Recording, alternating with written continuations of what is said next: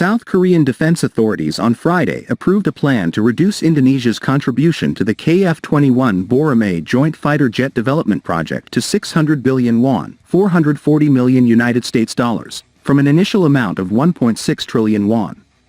The Korean Defense Project Promotion Committee supported the plan amid concerns over Jakarta's commitment to develop an advanced supersonic fighter jet by 2026 due to repeated delays in payment obligations, Yonhap reported.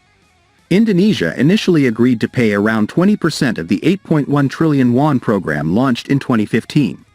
Under the agreement at that time, Indonesia would receive technology transfer fees and one prototype model among other conditions.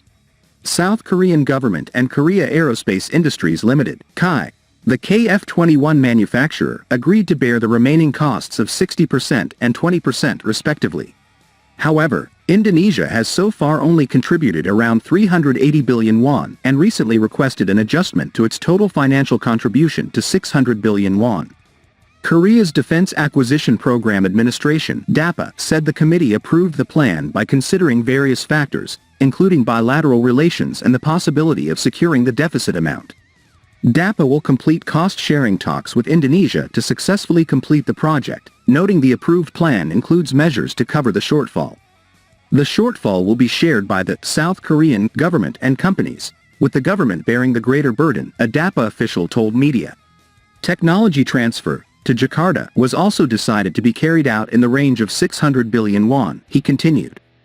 Regarding the KF-21 prototype, the official said it would be discussed in negotiations with Indonesia if requested, but noted Jakarta would have to contribute more if the value of the technology transfer and prototype exceeded the amount of new contributions. The decision comes as DAPA estimates development of the KF-21 will cost around 7.6 trillion won, 500 billion won less than the initial budget. DAPA confirmed that, despite payment delays, the KF-21 project will remain on schedule with delivery to the Korean Air Force in 2026.